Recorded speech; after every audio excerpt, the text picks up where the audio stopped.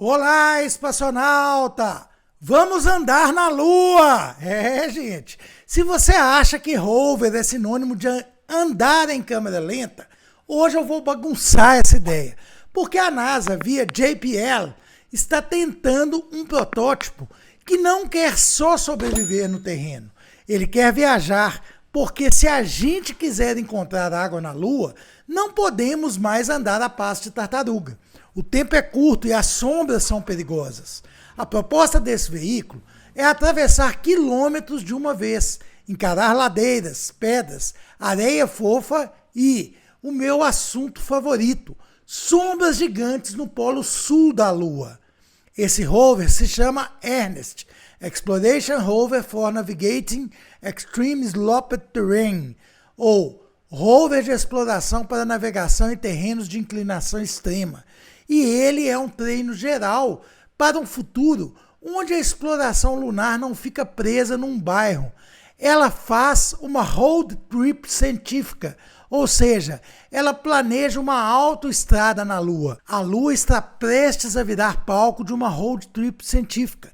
E para não perder nenhum centímetro dessa viagem, pessoal, já deixa aí o seu like, se inscreve aqui no canal, porque aqui a gente acompanha todas as missões lunares em detalhes. Vocês sabem disso.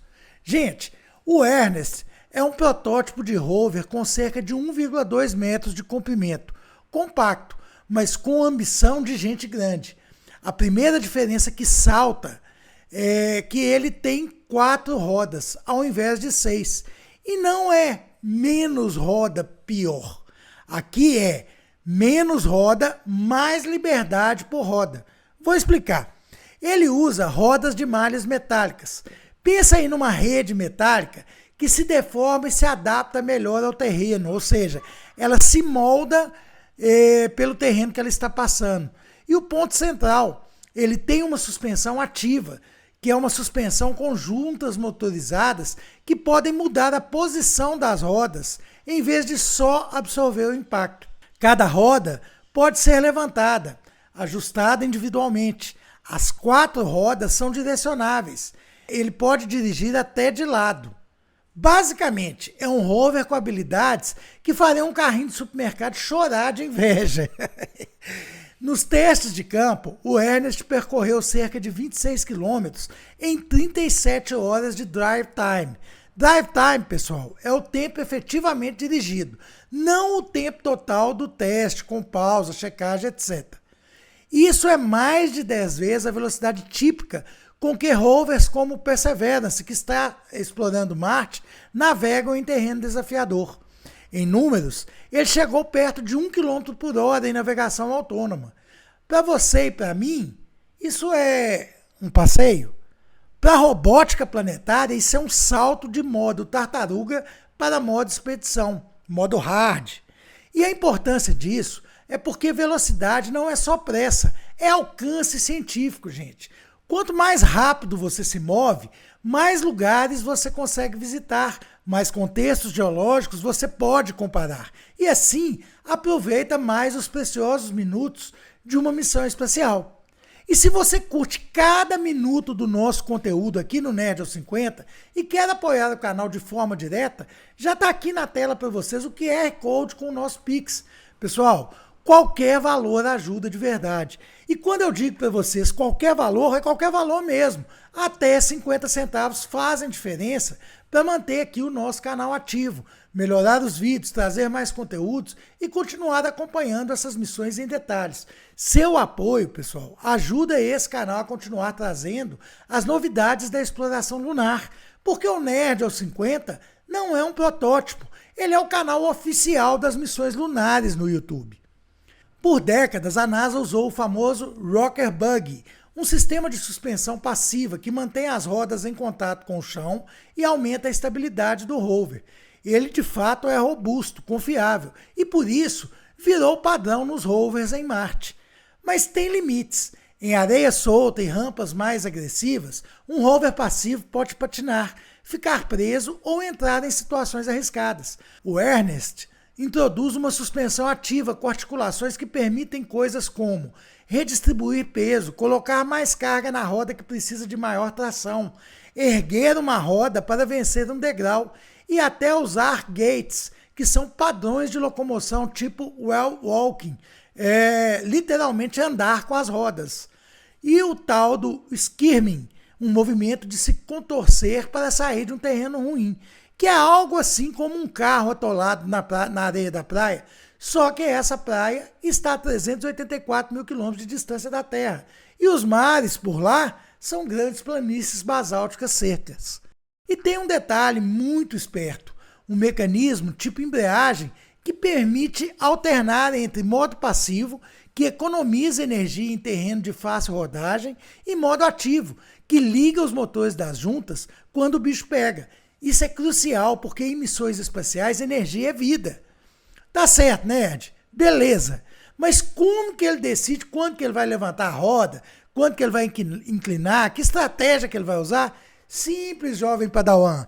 Aprendizado por reforço. É um tipo de ar em que a gente aprende por tentativa e erro, recebendo recompensas quando faz escolhas melhores.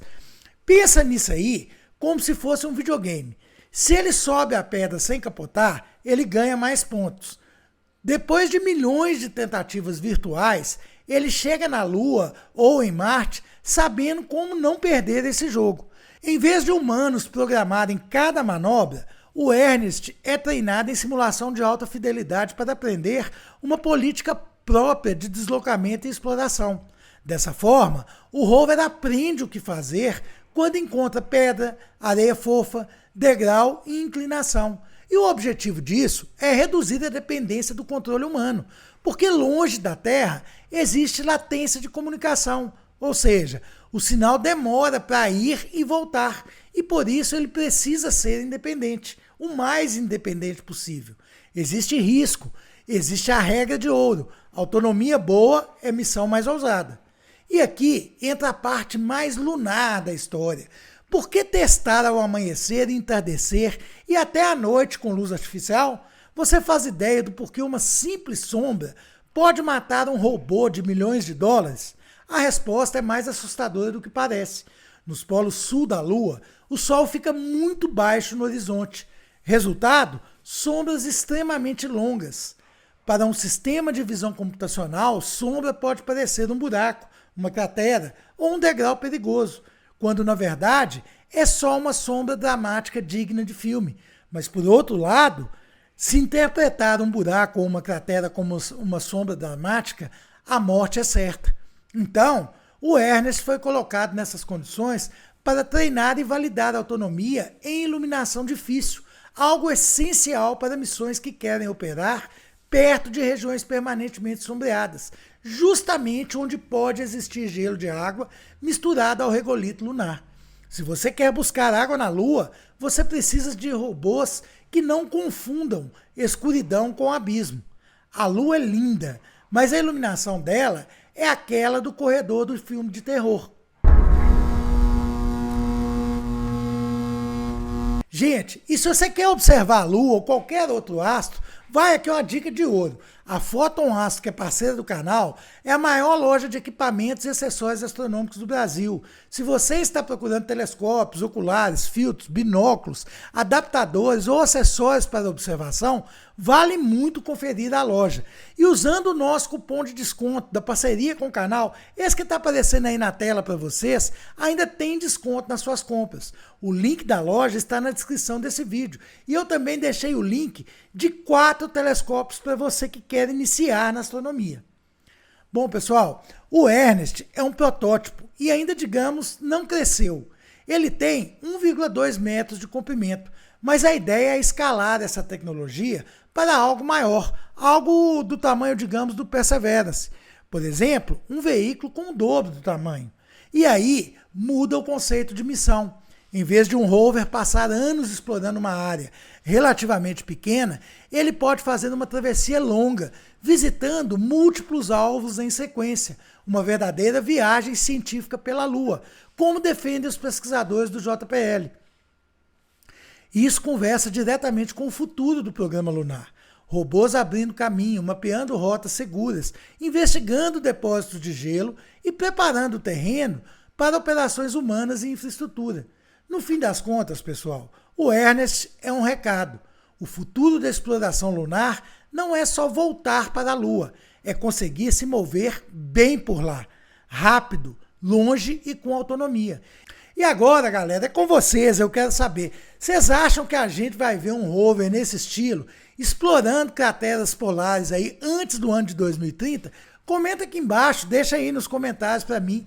E se você curte robótica lunar e exploração da Lua, já deixa aqui o seu like, inscreve-se no canal e ativa o sininho, porque essa corrida na Lua só está começando. E aqui, gente, como eu sempre digo, o Nerd aos 50 é o canal oficial das missões lunares. Então é isso aí, galera. Um grande abraço e até a nossa próxima exploração lunar.